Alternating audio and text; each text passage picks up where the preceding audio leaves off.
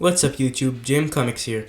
I'm back with a series that I posted one or two videos for early on in the channel's life, where I pit two pieces of media against each other and compare their aspects to find out which one is definitively, but not really definitively, better. I called this series Versus, Versus, and I made one about Animal Crossing New Leaf versus New Horizons, and another one pitting both Venom movies against each other. Go check those out if you're interested in those franchises. But I'm here today to compare the two Legend of Zelda Nintendo 64 installments, Ocarina of Time and Majora's Mask. I must confess that I am extremely biased towards one of these games. I've played both games, Ocarina of Time during the 2020 lockdown, and Majora's Mask this week, both on the 3DS, to the end of their stories, or their campaigns, and I honestly prefer one over the other. I'm going to try and keep it objective with my point system. Remember to like, subscribe, and comment which game you think is better and why down below, and let's get right to it. Our first category is originality, and we're going to have 10 categories on this list in a possible tiebreaker. Originality, okay? This is going to be a difficult category as it can be interpreted in many ways. One game was basically the original 3D action game, but the other has one of the most original concepts for a video game, especially at the time. Ocarina of Time is a standard for 3D gaming. It took what Mario 64 did, but advanced it substantially with action, adventure, and puzzles, setting the standard for 3D gaming. On the other hand, Majora's Mask's unique concept of the moon hurling towards the earth, leaving Link stuck in a 3-day time loop to stop it, while utilizing different powerful masks, is unlike anything that came before or after.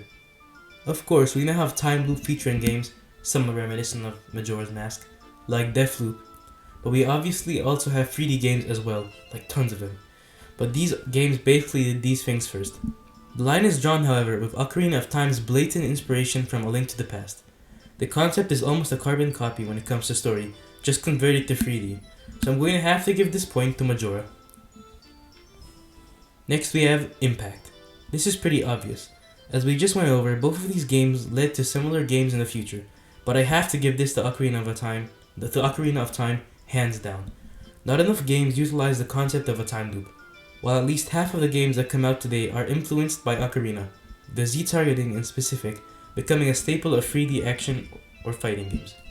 Majora's Mask literally uses the gameplay template of Ocarina of Time, so this point easily goes to Ocarina. Dungeons. Dungeons are a staple of the Legend of Zelda series. Every installment features dungeons or shrines of some sort, and these games arguably feature the best dungeons. Ocarina of Time has a whopping 12 dungeons, split between different areas in both the past and the future timelines. They all utilize different mechanics and are extremely well designed. Albeit, the game features what is generally viewed as the worst dungeon in the whole series, the Water Temple. Meanwhile, Majora's Mask has a measly 4 dungeons that are similarly well designed, but include another notorious outlier, the Great Bay Temple. If you haven't noticed, water temples are notoriously crappy. I do like the Stone Tower Temple though, probably one of the best in the series. Majora's Mask also features 15 great fairies in each temple that must be collected during one 3-day timeline for bonus stuff. Not to mention the dungeons themselves must be completed in one 3-day timeline. Add in that the Majora's Mask dungeons are longer to compensate for how few of them there are, and Ocarina of Time takes this category unsurprisingly. Next we have boss fights. Both of these games feature a lot of bosses that test the player's skills, and considering the game's controls haven't aged well, their patience too. There are 18 bosses in Ocarina of Time, with iconic baddies like King Dodongo, Twin Rova, and of course, Ganondorf or Ganon. The final battle against Ganon is extremely iconic, serving as the inspiration for Ganon's boss fight in Smash Ultimate, and Ganondorf's design sticking around for the future of the series, notably Wind Waker and Twilight Princess with modified versions, and Hyrule Warriors obviously. Majora's Mask has 14 bosses, with the only standout being the titular Majora, potentially my favorite boss fight in the entire series. When considering the 3D remasters of these games, Majora's Mask really dumbed down its bosses by adding eyes to them to unnecessarily expose their weak spots to the player. I hate to do this with how iconic Majora and Skullkid are, but I have to give this point to Ocarina of Time for its sheer quantity of iconic baddies. Side quests. Need I explain? If you are even familiar with these games, you know the winner. Ocarina of Time side quests are just fetch quests between both timelines, with very little story and cutscenes to them, no meat to their bones.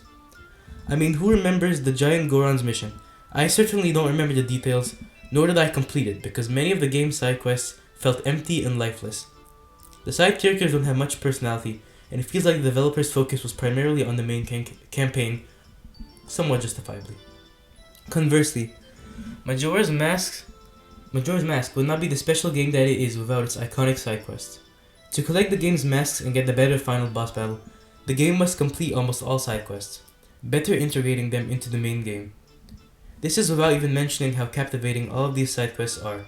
They all feature the game's concepts of time and death, with some being absolutely heartbreaking or downright terrifying. The alien invasion of Romani Ranch remains one of the creepiest things in a Nintendo game, but admittedly aliens are my personal horror film weakness. Without a doubt, Majora's Mask wins this round. Collectibles. Ocarina of Time's collectibles include heart pieces, golden skull cholos, and trading sequence items. I'm not gonna lie, I completely despise golden skull cholos. This game introduced what would pretty much become Koroks in Breath of the Wild, which cannot be forgiven, and they're also annoying here. Majora's Mask collectibles include heart pieces and masks, pretty much, just those, with a couple of trading sequence items, but not as many as most Zelda games. The masks are actually interactive, unlike indie collectibles in Ocarina of Time. Not to mention that they lead to a different final boss fight experience with the Fierce Deity mask. Majora's Mask once again takes this round. Difficulty. Difficulty can be both a blessing and a curse. Ocarina of Time is a fairly difficult game, as most Zelda games tend to be. The controls definitely contribute to that, but the vagueness of where to go and what to do are also roots of the problem. Majora's Mask is also very difficult. It is less vague, but the time loop provides a new avenue of anguish. However, the option to use the inverted Song of Time to make time pass slower, and the Song of Double Time to skip forward, are very welcome. These songs are enhanced even more on the 3DS. But with the dungeon difficulty and memorizing of different quest lines in Majora, it is definitely harder than Ocarina. But I have to still give this point to Majora, as it allows for difficulty options for both average and hardcore players, so once again, Majora's Mask wins. Characters. This category really hurts me, as both games have different characters that are really great, but in different ways. I'd say Ocarina has better main characters. From Ganondorf to Impa to Darunia, almost all of the main cast of Ocarina are iconic and well designed and have made appearances in later games.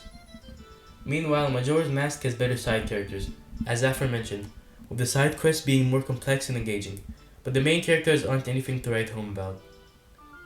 Besides Skull Kid, of course. Ocarina wins since Majora's Mask's side characters are great, but at the end of the day, side characters are not as valuable as main characters. Gameplay. How a game feels to play is the core of the player's experience. You can have a legendary story with bad controls, the player will just have to struggle to enjoy through it, or just drop the game altogether. Just ask Skyward Sword or Kid Icarus Uprising. Ocarina of Time's gameplay was revolutionary and is still fairly fun to play. The sword play is fun, shooting arrows is enjoyable, and Link is great to control for an N64 game. The Ocarina is a cool concept that we still don't see a lot, with the collected songs adding to the game's puzzles. Majora's Mask is similarly fun to control, but has the added aspect of the masks. Link can transform into a Deku, Goron, and Zora, allowing for different gameplay styles. The use of these transformations during boss fights is also really cool.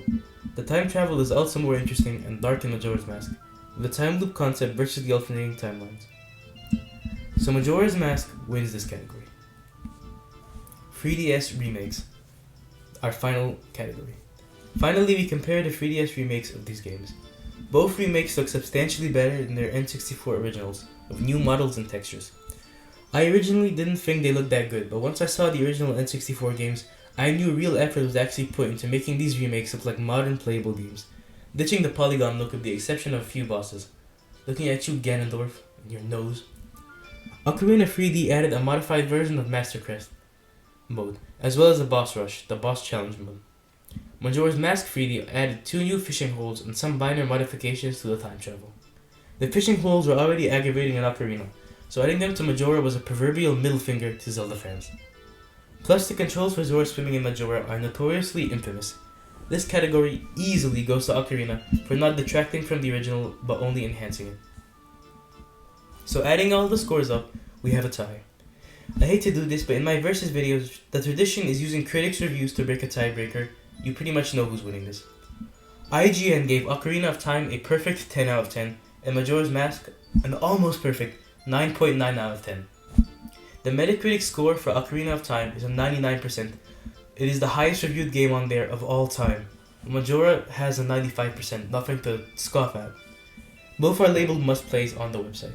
Folks, the winner is Ocarina of Time. If it wasn't apparent, I prefer Majora's Mask without a doubt. Ocarina was a painful playthrough for me, pretty boring, and the controls just drove me crazy. While Majora had back controls as well, it captured my attention with the story and the gameplay and the concept, and solidified itself as one of my favorite Nintendo games ever.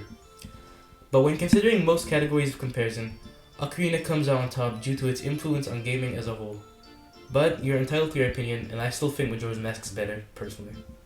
If you liked the video and want more Zelda content, such as coverage on Tears of the Kingdom, then like and subscribe.